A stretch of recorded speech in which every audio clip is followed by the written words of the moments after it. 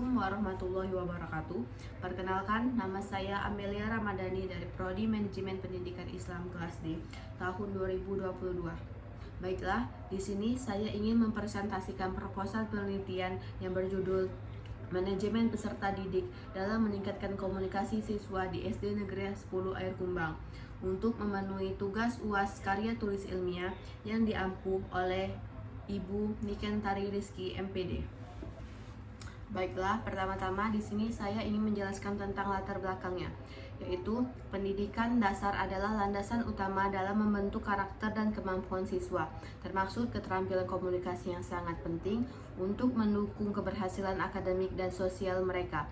Dalam hal ini, manajemen siswa menjadi salah satu faktor kunci yang berperan dalam menciptakan lingkungan belajar yang kondusif, teratur, dan mampu mendorong interaksi positif antar siswa, serta antar siswa dan guru.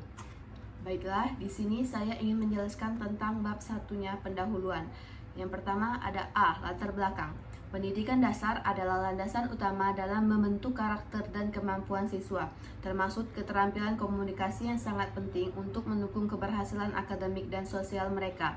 Dalam hal ini, manajemen siswa menjadi salah satu faktor kunci yang berperan dalam menciptakan lingkungan belajar yang kondusif, teratur, dan mampu mendorong interaksi positif antar siswa serta antar guru.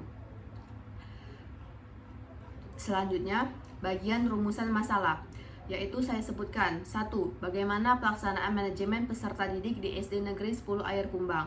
Kedua, bagaimana bentuk komunikasi siswa dalam kegiatan pembelajaran di SD Negeri 10 Air Kumbang. Ketiga, bagaimana peran manajemen peserta didik dalam meningkatkan komunikasi siswa di SD 10 Air Kumbang. Dan selanjutnya, tujuan penelitian, yaitu untuk mengetahui pelaksanaan manajemen peserta didik di SD Negeri 10 Air Kumbang, untuk mengetahui bentuk komunikasi siswa dalam proses pembelajaran di SD 10 Air Kumbang, dan yang terakhir untuk menganalisis peran manajemen peserta didik dalam meningkatkan komunikasi siswa di SD Negeri 10 Air Kumbang. Manfaat dari penelitian tersebut yaitu diharapkan dapat memberikan kontribusi terhadap pengembangan ilmu manajemen pendidikan, khususnya dalam bidang manajemen peserta didik dan komunikasi pendidikan dasar.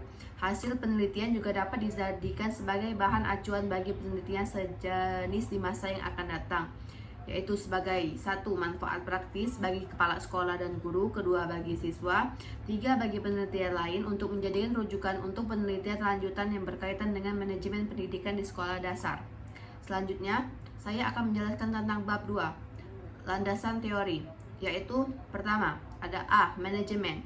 1. Pengertian manajemen. Kata manajemen tersebut secara etimologis berasal dari bahasa Latin, yaitu dari gabungan kata manus yang berarti tangan dan agere yang berarti melakukan. Ketika digabungkan, kedua kata ini membentuk kata kerja manager yang berarti menangani. Dalam bahasa Inggris, yaitu managers diterjemahkan menjadi kata to manage dan kata benda manage, sedangkan managers merujuk pada orang yang melakukan kegiatan manajemen. Dalam bahasa Indonesia, istilah ini diterjemahkan menjadi manajemen atau pengelolaan.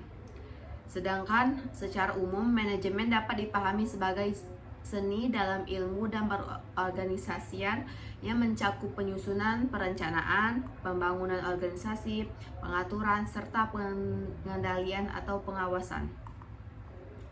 Beberapa pengertian manajemen menurut para ahli, yaitu 1. Mary Parker Ford, manajemen didefinisikan sebagai seni dalam menyelesaikan pekerjaan melalui orang lain. Kedua, menurut James F. Stoner, mendefinisikan manajemen sebagai proses pengorganisasian, perencanaan, dan pemanfaatan sumber daya manusia atau SDM.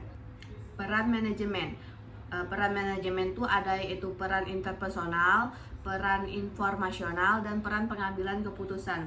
Selanjutnya ada ruang lingkup manajemen yang terdiri dari ruang lingkup eksternal dan ruang lingkup internal. B. Peserta didik, yaitu ada pengertian peserta didik.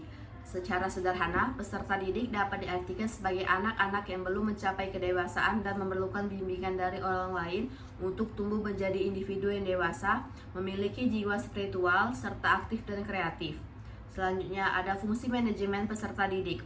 Fungsi manajemen peserta didik berperan sebagai alat untuk membantu mereka mengembangkan diri secara maksimal, baik dalam aspek individu, sosial, aspirasi, kebutuhan, maupun potensi lainnya. Fungsi dari fungsi manajemen peserta didik dapat dijelaskan lebih rinci sebagai berikut, yaitu ada fungsi pengembangan individualitas, kedua ada fungsi pengembangan sosial, ketiga fungsi penyaluran aspirasi dan harapan, keempat ada fungsi pemenuhan kebutuhan dan kesejahteraan. Selanjutnya ada faktor yang mempengaruhi perkembangan peserta didik, yaitu ada faktor internal yang meliputi faktor genetik, faktor perbedaan ras, etnis atau bangsa, umur, jenis kelamin, pengaruh hormon. Dan faktor eksternalnya yang meliputi faktor prenatal, kedua faktor kelahiran, dan ketiga faktor pasca natal. Selanjutnya, ruang lingkup peserta didik. Secara umum, ruang lingkup manajemen peserta didik mencakup 3 tugas utama yang perlu diperhatikan, yaitu penerimaan siswa baru, pengelolaan kemajuan belajar, serta bimbingan dan pemilihan disiplin. Selanjutnya, bab 3, kerangka teori. Ada A, pendekatan dan jenis penelitian, yaitu 1. Pendekatan penelitian. Pendekatan yang digunakan adalah deskripsi kualitatif. Sedangkan jenis penelitiannya yaitu dengan menggunakan studi lapangan, karena penelitian ini tidak termaksud menguji hipotesis, tetapi menggambarkan dan mendeskripsikan secara sistematis bagaimana manajemen peserta didik diterapkan di SD Negeri 10 Air Kumbang dalam rangka meningkatkan kemampuan komunikasi siswa tersebut. Yang B, waktu dan lokasi penelitian. Waktu penelitiannya yaitu terdiri dari dilaksanakan pada bulan Januari sampai Februari 2025. Sedangkan lokasi penelitiannya saya ambil dari peneliti di SD Negeri 10 Air Kumbang, Jalan Nusa Makmur, Dusun 3, Desa Nusa Makmur, Kecamatan Air Kumbang, Kabupaten Banyuasin, Provinsi Sumatera Selatan. C, sumber data penelitian. Dalam penelitian kualitatif ini, sumber data dibedakan menjadi 2, yaitu data primer dan data sekunder. Selanjutnya ada teknik pengumpulan data.